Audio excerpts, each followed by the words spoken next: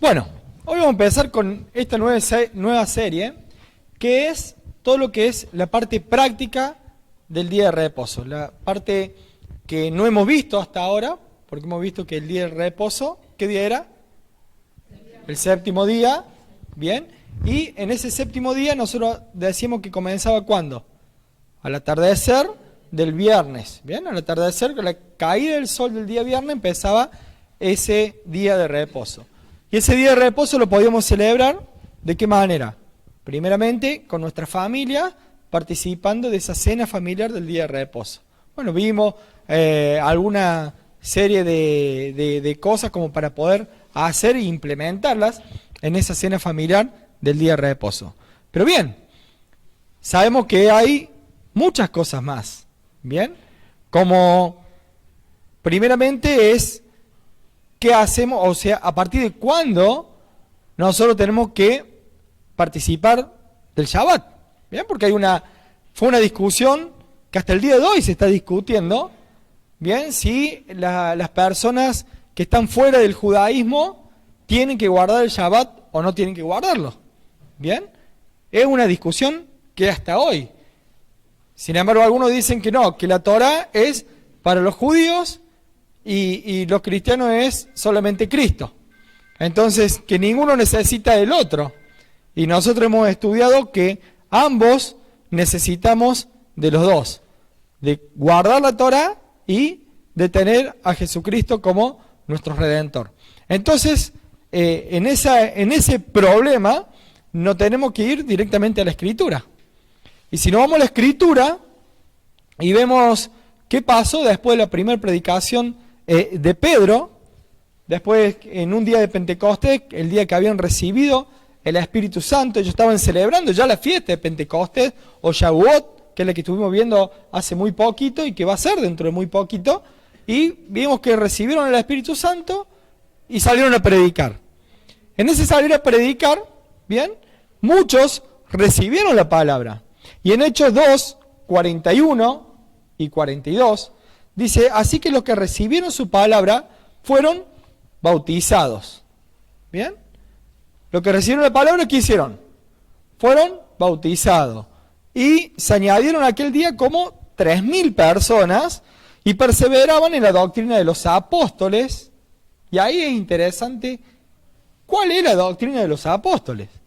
Porque eso nos va a revelar un montón de cosas para saber si tenemos que guardar o no guardar el Shabbat, si tenemos que festejar o no las fiestas, o qué tenemos que hacer, o si guardamos la Torah o no guardamos la Torah, ¿no?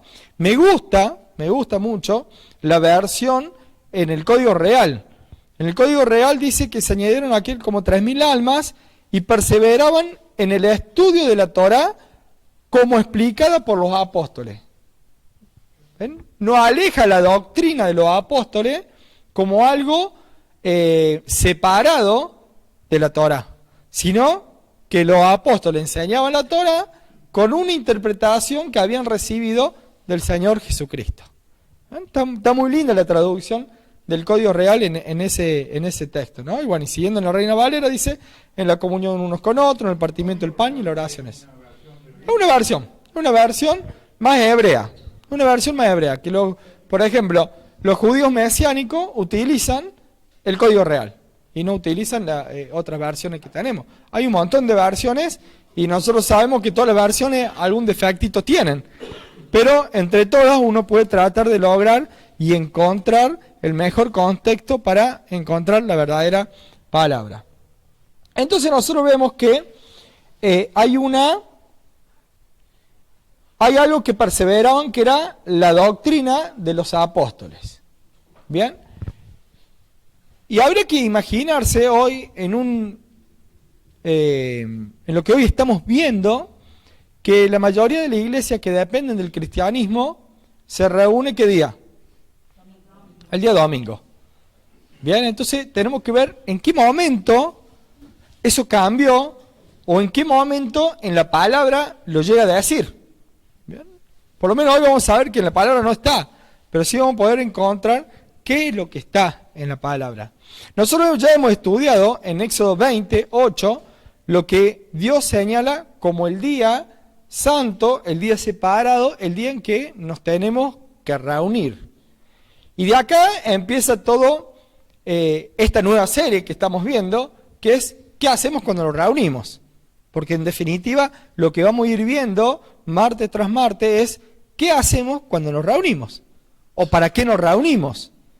Bien, porque la Biblia, vamos a ver que en el Antiguo Testamento no tenemos muy claro, no tenemos muy específico lo que se hacía, pero sí lo vemos en el Nuevo Testamento, la parte práctica de lo que en el Antiguo está instruido. ¿Bien? Entonces vemos, por ejemplo, en Éxodo 28 dice, acuérdate del día de reposo para santificarlo. ¿Bien?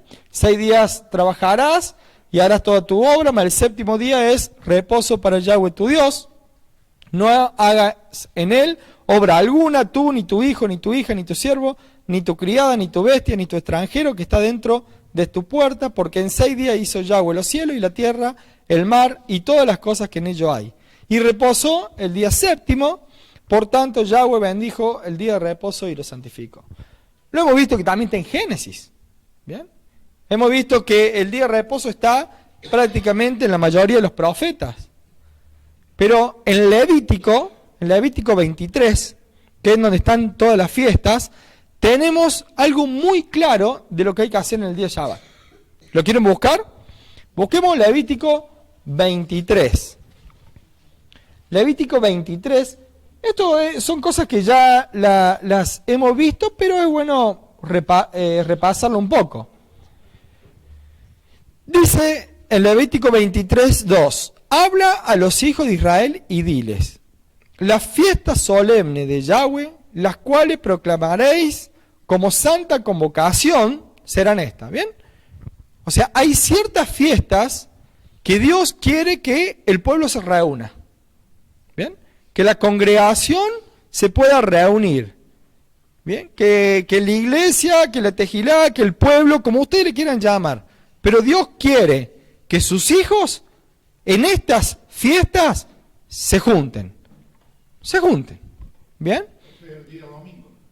No, vamos a ver. ¿Qué dice?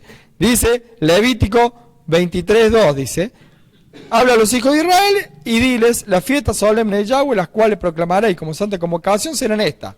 6 días se trabajarás, mas el séptimo día será de reposo. Santa convocación es, ¿ven? O sea, lo vuelve a aclarar que tiene que haber reunión. Ningún trabajo haréis, día de reposo es de Yahweh en donde quiera que habitéis. Bien, entonces está clarísimo que el día en que tiene que existir la santa convocación, ¿cuándo es? El día de reposo. El día de reposo, el séptimo día. El séptimo día, ¿bien? Entonces, el séptimo día de reposo que comienza a la caída del sol del viernes y termina a la caída del sol del sábado, es un día que en esas 24 horas, en algún momento, nos tenemos que reunir. No dice que las 24 horas. ¿Bien? Algunos hermanitos sé que son mimosos y quieren estar las 24 horas, pero bueno, acá son todos mimosos porque quieren estar todo el tiempo juntos. Me encanta. ¿Bien? Me encanta que sea así. Que hay un deseo de querer que estemos juntos, ¿no? Pero la Biblia no nos aclara si tienen que estar un ratito o tienen que estar mucho. Sí nos dice que nos tenemos que reunir. ¿Cuándo? El día de reposo. Ahora, ¿nos podemos reunir otro día? Claro que sí. Nos podemos reunir si queremos todos los días. Pero hay un día que no podemos no reunirnos, que es obligatorio y que es el séptimo día. ¿Bien? Eso estuvo establecido por Dios. Ahora nosotros decimos que somos seguidores de Jesucristo o que tomamos a Jesucristo como el Mesías. Entonces tendremos que ver si el Señor Jesucristo validó o no validó este día de Santa Convocación. Y nosotros vamos a encontrar en 2 textos nomás, pero tenemos mucho más, pero con 2 textos creo que es suficiente. Uno está en Lucas 4:16 y el otro está en Mateo 2:27. En Lucas 4:16, sí. Y vos dijiste la otra vez que Jesucristo con la cosa nunca invalidó nada de la Torá. Totalmente. Jesucristo nunca invalidó la Torá. Por eso, pero lo tenemos que justificar con palabras, porque la Biblia es nuestra referencia. ¿Bien? Entonces, Lucas 4:16 dice, vino a Nazaret, donde se había criado, y en el día de reposo, ¿qué hizo? Entró en la sinagoga conforme a su costumbre y se levantó a leer. O sea, quiere decir que hizo lo que hacía cada día de reposo, ir a la sinagoga y se reunía ¿con quién? Con el pueblo de Dios, se reunía con el pueblo de Dios, se congregaba, se juntaba, ¿y qué hacía? Por lo menos sabemos que acá Jesús nos muestra algo. Escudriñaba la Escritura, porque dice que se levantó a leer. No se levantaba a leer una historieta, sino que ¿qué leían? Leían los rollos de la Torá, ¿no? Además, tenemos también cuando él leyó directamente el rollo de Isaías y ahí comienza su ministerio, ¿no? Y después también tenemos, por ejemplo, en Marcos 2:27, en donde dice, también les dijo, el día de reposo fue hecho por causa del hombre, y no el hombre por causa del día de reposo, por tanto, el Hijo del Hombre es Señor aún del día de reposo. Vemos que el Señor Jesucristo estaba totalmente de acuerdo, y no solamente que estaba de acuerdo, sino que guardaba y cumplía el día de reposo o el Shabbat. ¿Todo bien hasta ahí? Entonces, bueno, vemos que antes de Jesucristo, el Shabbat existía, estaba. Es más, si nos vamos bien a la historia, desde el Génesis ya estaba el Shabbat. En Éxodo, ¿no? Cuando están en el frente del monte Sinaí, Dios le vuelve a marcar el día del Shabbat. Sí.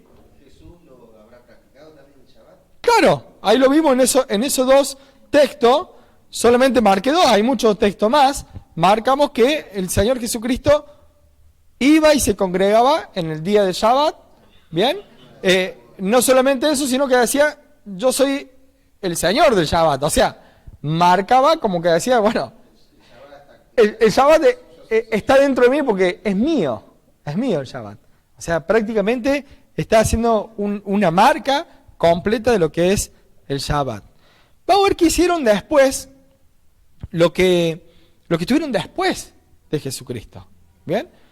Entonces nos vamos a tener que ir a Hechos. En Hechos tenemos toda la historia de la iglesia primitiva, de la iglesia neotestamentaria.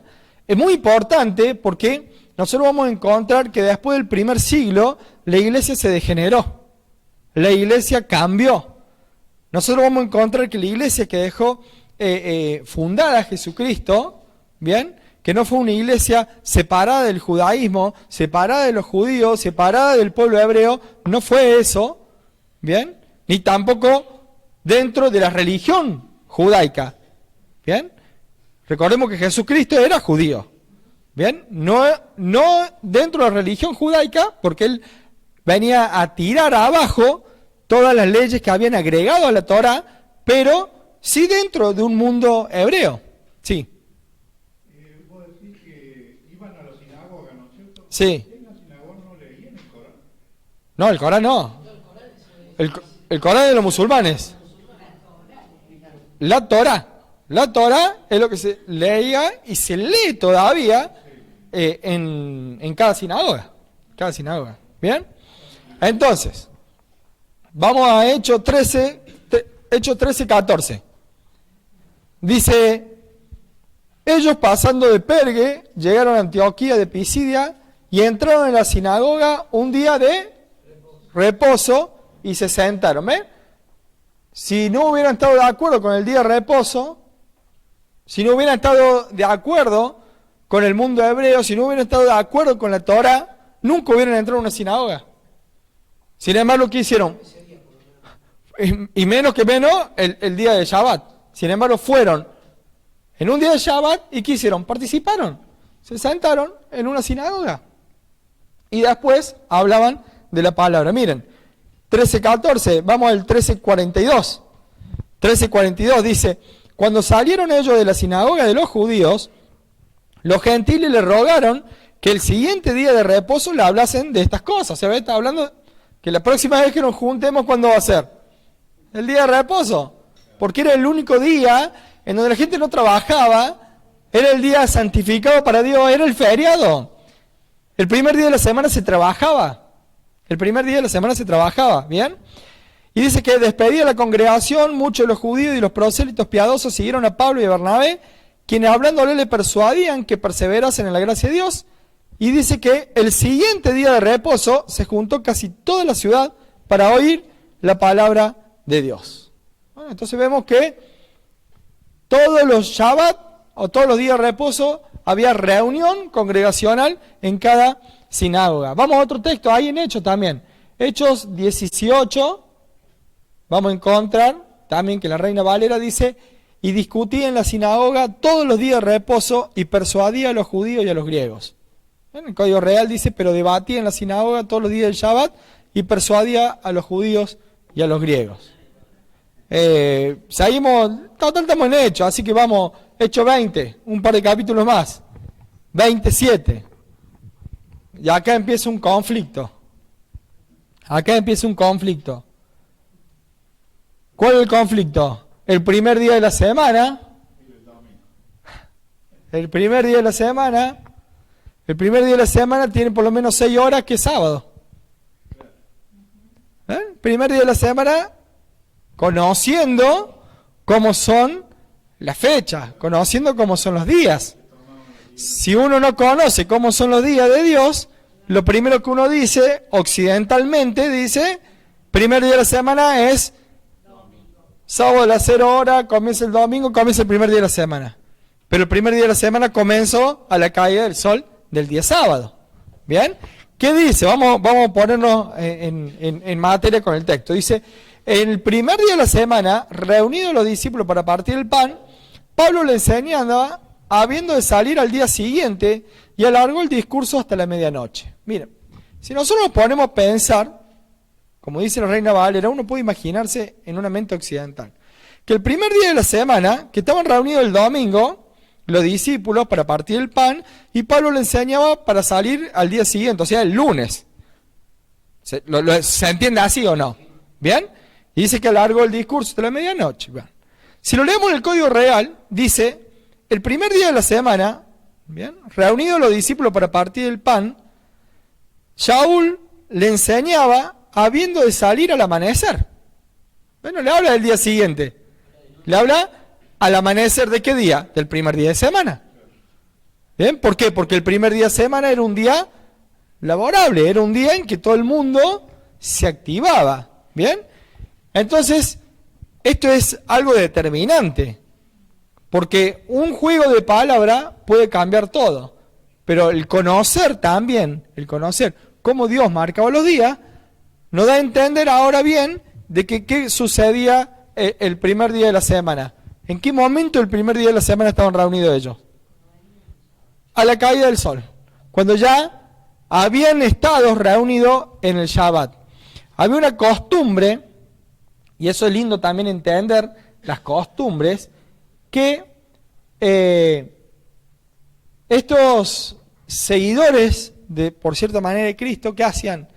Culminaba el Shabbat y conmemoraban la finalización del Shabbat con una cena de toda la congregación. Entonces hacían un ágape en donde terminaba, concluía el Shabbat y que hacían todo, bueno, vamos a comer todos juntos. Entonces comían todos juntos, terminada, ¿qué cosa? La reunión congregacional. Terminaban la reunión congregacional, que estaban reunidos todos los discípulos, ¿y qué hacían? Como hacemos nosotros. Comían. Es agrandado el coche. Entonces, ¿qué hacían? Después de haber estado durante todo el día de reposo juntos, ¿bien? Haciendo la mutua edificación y todas las cosas que vamos a ver que se tienen que hacer en un día de Shabbat, y todos juntos, ¿qué hacían al finalizar? Comían una cena. Pero como estaba el apóstol Pablo, ¿qué hicieron? Como si viene un maestro de la palabra, lo aprovechemos, porque ya que está acá, hoy mientras comemos, que nos siga enseñando. Claro, que nos siga enseñando. Y resulta que tanto se ve que alargó el discurso hasta la medianoche, que Eutico se durmió, se cayó del balcón, y ahí lo resucitaron, y bueno, y siguió, ¿no? ¿Ven cuando contextualizamos la Biblia, cómo se empieza a entender de una manera distinta? Eutico. La Kadosh dice mejor todavía. la noche del sábado. Lo llaman Motzai Shabbat en la Kadosh. ¿Cómo lo llaman? Motzai Shabbat. Bien, y hay... Significa termina al caer la noche del sábado. Está bien. Y hay un festejo, una celebración, no me acuerdo el nombre, capaz que sea ese el que decís vos. Es una celebración que es, bueno, celebramos la finalización del Shabbat. ¿Cómo lo celebraban? Comiendo. Hacían una buena cena y comían. ¿Bien? Vamos a Hechos 28. Hechos 28. Vieron que con las traducciones uno va enriqueciendo un poco más los conceptos. En Hechos 28, 17 dice que aconteció que 3 días después Pablo convocó a los principales de los judíos, a los cuales luego que estuvieron reunidos le dijo: yo, varón hermano, no habiendo hecho nada contra el pueblo, ni contra las costumbres de ¿quién? ¿Y quién eran los padres de Pablo? Si Pablo dice que él era hebreo. Pablo dice que él era circuncidado al 8º día, 28, 17. ¿Bien? Entonces, ¿de quién está hablando? ¿Del pueblo hebreo? Pablo está diciendo que él no violó las costumbres ¿de quién? De sus ancestros. ¿Y cuál era la costumbre de los ancestros? Guardar el Shabbat. Guardar el Shabbat era una de las tantas costumbres. ¿Ve? Bueno, ¿qué pasó? Estamos hablando que todo esto en el primer siglo. ¿Bien? Estamos hablando que el Señor Jesucristo más o menos tuvo su ministerio por allá por el año 30. Vamos a hablar que el apóstol Pablo, cuando escribía estas cartas, estamos en el año 67, aproximadamente. Estamos hablando de que Juan, que fue el último de los que murió cerca de los 90. Pero resulta que hoy, 2000 años posterior, todo lo que sale del cristianismo, el día para juntarse es domingo. ¿Qué hubo en esos 2000 años? ¿Cuándo fue el quiebre? ¿Cuándo fue la separación? En el primer siglo. Terminado el primer siglo, empezó el quiebre, que en el tercer siglo se hace directamente, ya se planta las banderas, ¿no? La de River y la de Boca. ¿Bien? Dos banderas totalmente contrarias. Miren, 7 de marzo del año 321, era el emperador Constantino I, el Grande, decretó lo siguiente: decretó que el día domingo sería observado como día de reposo civil y obligatorio. O sea, antes del 7 de marzo del año 321, el día civil de reposo, ¿cuál era? El sábado, el Shabbat. ¿Bien?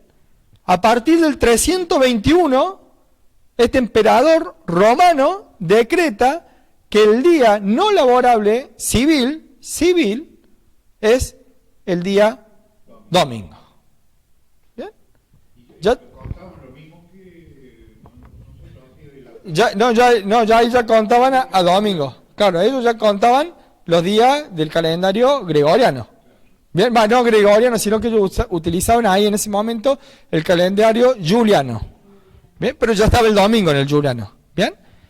Importante, ¿quieren que le diga lo que se escribió el decreto? El decreto dice: en el venerable día del sol, miren cómo empieza el decreto.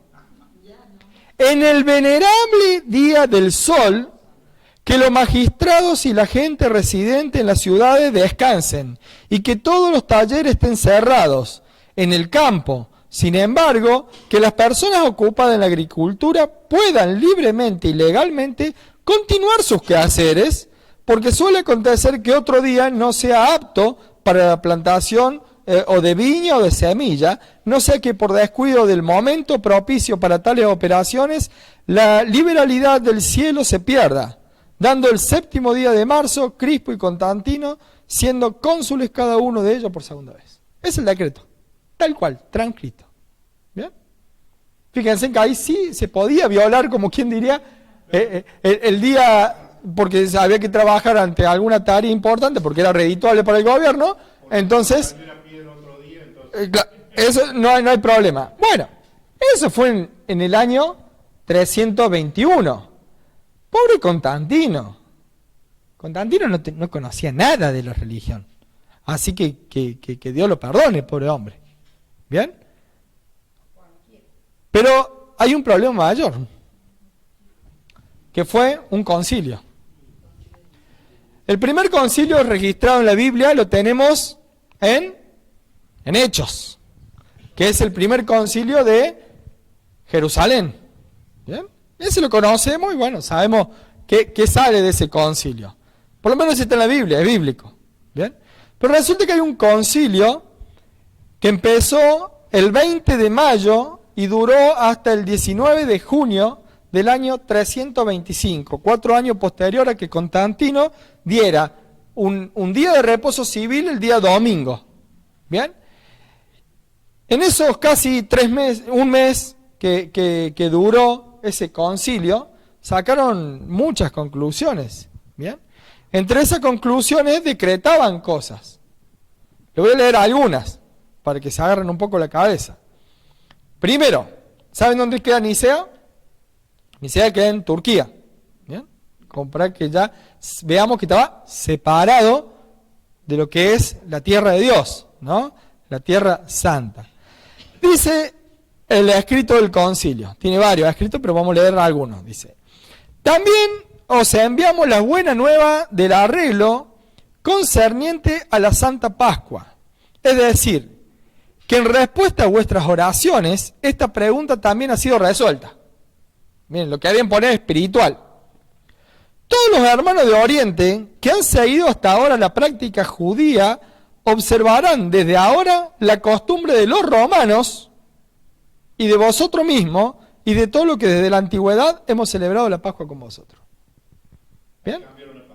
Concilio de Nicea, directamente dijeron, nosotros no queremos saber nada con el pueblo judío. ¿Bien? Ustedes ya no van a seguir más las costumbres de los judíos, sino que van a seguir la costumbre de Roma, que son santas. Miren, es una barbaridad lo que dice esto. Es una barbaridad. O sea, ya ahí están marcando, la Pascua es algo determinante. Ya ahí ya estaba totalmente dividida, ya la guerra estaba planteada. Vamos a ver el tercer mandamiento papal. Esto lo pueden googlear, todo esto lo que yo estoy diciendo, tranquilamente lo pueden googlear, lo buscan, lo encuentran. Libro de historia nomás. Concilio de Nicea, 325 después de Cristo, tercer mandamiento papal, artículo 2174. Anoten. Dice: nos reunimos todo el día del sol, Iglesia Católica Romana, nos reunimos, es el tercer mandamiento papal. Miren. Nos reunimos todo el día del sol porque es el primer día, después del sábado judío, pero también el primer día, en que Dios, sacando la materia de las tinieblas, creó el mundo. Ese mismo día, Jesucristo, nuestro Salvador, resucitó de entre los muertos. ¿Quieren encontrar cosas agarradas de los pelos? Lean eso. Si quieren agarrar cosas agarradas de los pelos, lean eso. ¿Bien? Yo sé que quieren más, le voy a dar más. Año 363. Año 363. ¿Bien? Estamos hablando ya 40 más o menos años, casi después de 37 años más o menos después del concilio de Nicea. Las reuniones en los sábados como séptimo día fueron prohibidas por el canon 29 del concilio de la Odisea.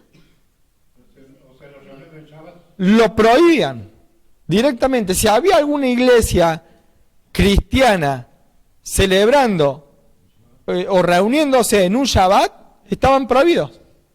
Estaban para expulsarlo de la iglesia. ¿Bien? Eso fue en el canon 29 del concilio de la Odisea. ¿Ves que está todo con la bibliografía? Lo traje. ¿Bien? Siglo XVI, ya no nos vamos a gustar ya con esto, ¿no? Siglo XVI.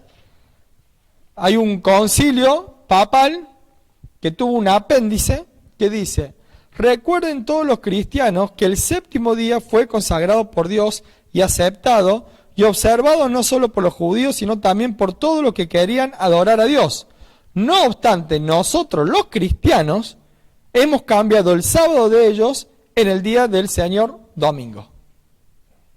O sea, más claro imposible, ¿quién cambió el día? Te lo firman ellos, nosotros. No. Está firmado. Está firmado. O sea, ¿quién cambió las cosas? Yo creo que si Jesucristo volviera hoy, dice que esto me representan. O sea, modificaron todo lo que él había planteado, lo que él había dicho, lo que él había manifestado. ¿Bien? Todo se cambió. Claro, porque si uno lee el Antiguo Testamento empieza a ver, pero uno no puede entender el Antiguo Testamento con solamente leer el Nuevo Testamento. Y los que leen el Antiguo Testamento solamente se pierden toda la parte práctica y espiritual que tiene el Nuevo Testamento. Es un conjunto que uno lo tiene que entender desde el Génesis hasta el Apocalipsis. No podemos sacarle nada, ni tampoco le podemos agregar nada, ¿no? Bien, entonces, entendido por qué la reunión tenía que ser el día de Shabbat, y que se guardaba en el día de Shabbat, y que no se hacía en otro cualquier día. ¿Se puede hacer reunión otro día? Claro que sí, pero el día de Shabbat es para que la congregación se reúna, para que la congregación tenga su reunión íntima, ¿no? Así como la familia necesita no solamente tener un rato o una cena familiar, sino que necesita tener su tiempo de intimidad, la congregación como familia necesita su tiempo de intimidad. ¿Eh? Porque de repente nos vamos a encontrar en iglesias que de repente todas las reuniones son todo evangelistas, todo evangelismo, y ¿cuándo tener la intimidad? ¿Cuándo tener la intimidad en donde el cuerpo se une por todas las coyunturas? ¿Dónde tener la intimidad en donde el cuerpo es unánime y la bendición de Dios desciende sobre ese pueblo y levanta a los profetas? Y da voz profética ahí. No lo va a tener si no hay personas totalmente consagradas, ¿bien? Y que la mayoría, en realidad sería la totalidad de la congregación, está en santidad. ¿Ven? Entonces en ese momento baja la bendición de Dios. Ahora, ¿cómo haces? Cuando de repente uno dice, bueno, pero tenemos que predicar el Evangelio, está bien, pero ven que vamos a tener que estudiar las diferentes actividades que tenemos que tener dentro de una iglesia para que esto no nos suceda y para poder hacer las cosas conforme a la voluntad de Dios. Así que vamos a entrar. ¿Y eso que dijiste de cambio de día? ¿Está en la Biblia? No. Por eso todo lo que yo les puse de cómo se cambió, nada es bíblico. Son todos de libros de historia en donde han hecho concilios, y para la Iglesia Católica vale más lo que dice la Iglesia como institución que lo que dice la palabra. Y no solamente la Iglesia Católica, no le vamos a pegar solamente a la Iglesia Católica, porque la Iglesia Evangélica también hace lo mismo, y todas las iglesias terminan haciendo que la institución esté por arriba de la palabra. Y ahí está el problema. ¿Qué pesa más, la palabra de Dios o la institución? Y ahí tenemos el problema. Cuando la institución pesa más que la palabra, te desviaste. Cuando la institución pesa más que la palabra, uno comienza a desviarse, y así son todas las desviaciones que tenemos y las tantas religiones que hay. ¿Bien? Si no, no existirían tantas religiones. Bueno, llegamos al día de reposo. No nos va a quedar mucho tiempo para explayarnos en qué hacer, pero sí por lo menos vamos a tirar algunas puntitas. Y no, Que para hacer conciliatorio dejaron un chaval y el domingo tarde. los 2 días. Busquemos 1 de Corintios 14, 26. 1 de Corintios 14, 26. 1 de Corintios por excelencia es una reunión congregacional. ¿Bien? Y empieza con una pregunta, el versículo 26. Obviamente que lo vamos a leer todo, el capítulo 14 lo vamos a escudriñar, le vamos a sacar todo el jugo al capítulo 14, pero no hoy, no nos va a alcanzar el tiempo. Dice, ¿qué hay pues, hermanos? Miren la pregunta, ¿qué hay pues, hermanos? Cuando os reunís, cada uno de vosotros tiene salmo, tiene doctrina, tiene lengua, tiene revelación, tiene interpretación. Hágase todo ¿para qué? ¡Epa! Una reunión congregacional, por lo menos ya sabemos que algo tiene acá.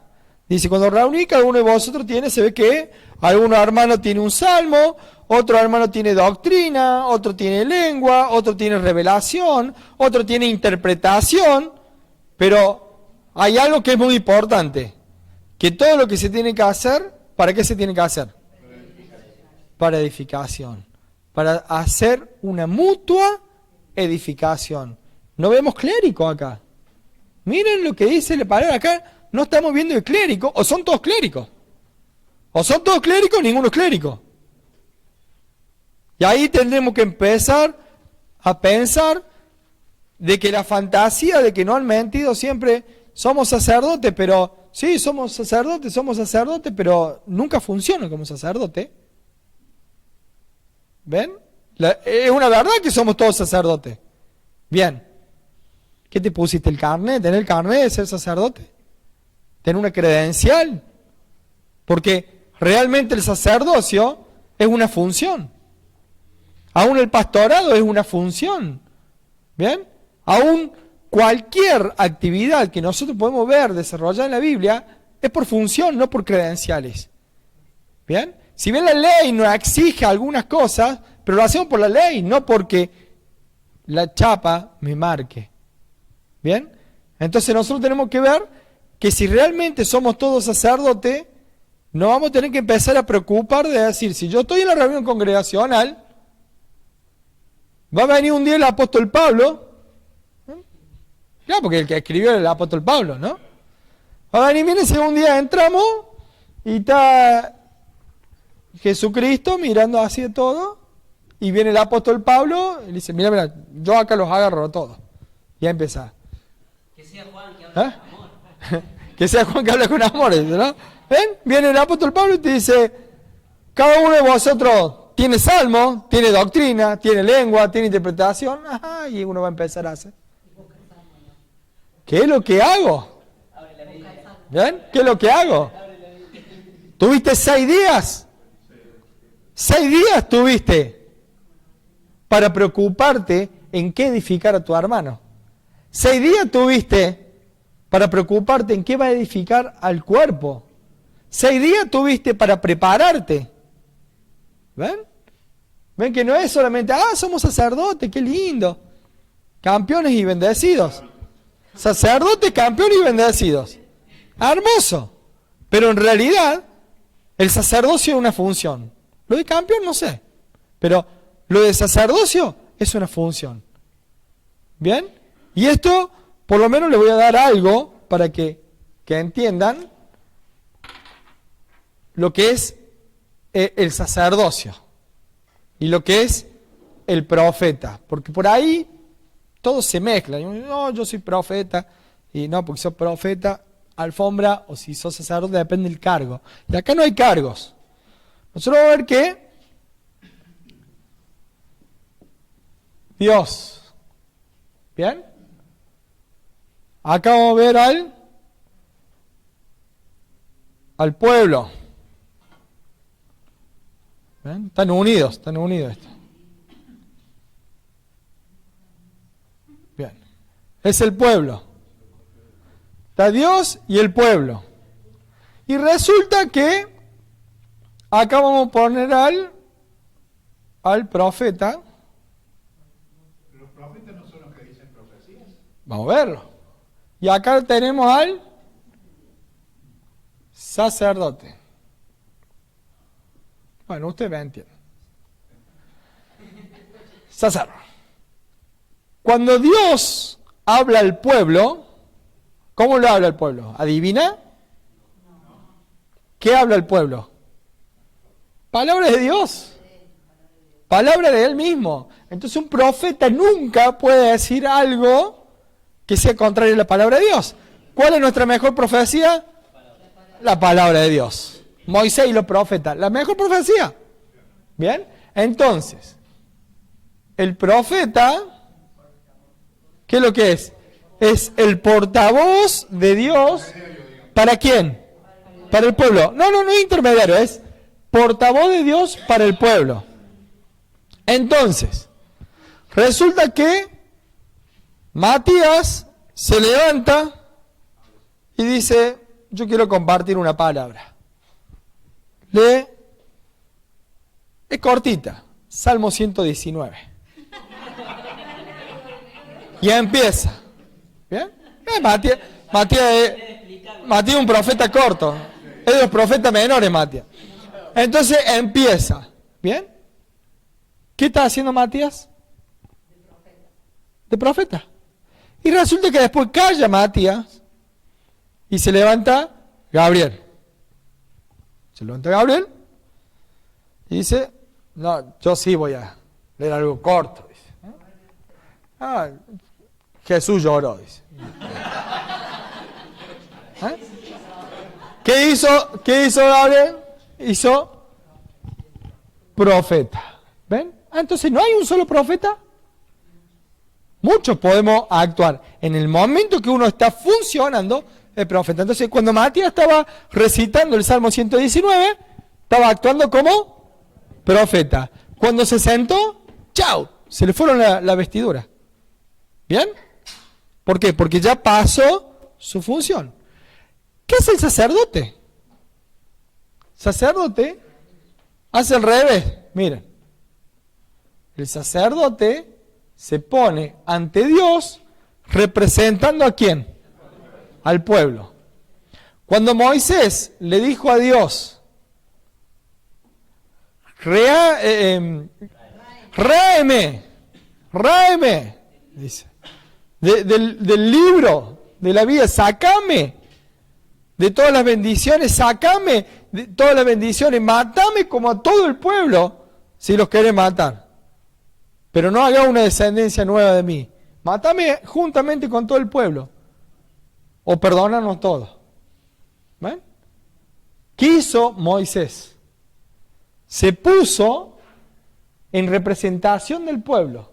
Entonces Moisés trabajó como sacerdote.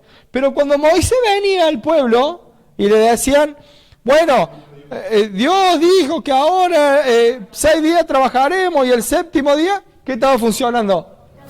Como profeta. ¿Bien? ¿Y era Moisés el único profeta? No, es más.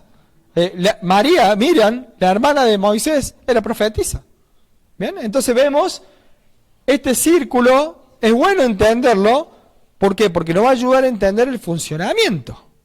Ahora, que yo trabaje como profeta, que yo trabaje como sacerdote, cualquiera de las dos cosas lo tengo que hacer para edificación del pueblo, edificación del cuerpo. ¿Bien? ¿Qué decía 1 Corintios 14, 26? Terminaba con hágase todo para edificación. Entonces, ya sea, yo estoy dando 2 actividades nomás, ya que tenemos un montón de actividades, ¿no? Ya sea que nos pongamos en la brecha como sacerdote o nos pongamos como portavoces de Dios, lo que tenemos que procurar, ¿qué es lo que es? Sobresalir y decir yo soy el profeta, yo soy el sacerdote. No, lo que yo tengo que procurar es la edificación del cuerpo. Y si en la edificación del cuerpo basta con 2 palabras, con Jesús lloró, ¿bien? Es suficiente. En otras ocasiones capaz que sea un poco más, en otras menos. No importa lo que el Señor te haya dado, lo que vos trabajaste para poder traer. Bueno, entonces ya no es, llego el día de reunión ¿Qué me preparo? Me baño, me cambio y voy a la iglesia. No, ¿qué te baña y te cambia? Te tienes que preparar espiritualmente. Así como te preparas para el Shabbat, para ese día que es santo, santificado para Dios, te preparas ¿para qué? Para compartir, para hacer todo lo que tengas que hacer en ese día de santa convocación. ¿Bien? ¿Se entendió un poco? Una consulta, Nico. Sí. Para que quede claro. Como dijiste vos, Mati se levanta, trae palabra, hace la función de profeta. Sí. ¿Cómo haces hacerlo? ¿Trae una intercesión, oración? ¿Cómo sería? Y intercediendo por el pueblo. ¿Eh? Somos todos sacerdotes, si quieres saber cuál es la función, digamos, Sí, en sí. este momento somos sacerdotes. Intercediendo por el pueblo. En ponerse en la brecha entre el pueblo y Dios, interceder, orar por alguien, ¿no? ¿Qué es lo que hacía cuando estamos orando, intercediendo, estamos cumpliendo la función sacerdotal? No solamente en el día de reposo, en el día de Shabbat, sino diariamente. En los grupos de WhatsApp aparecen la lista, que se suman, que cada vez son más largas, ¿no? A veces dan ganas de decir, Señor, actor no. Que en una sola nada más sea.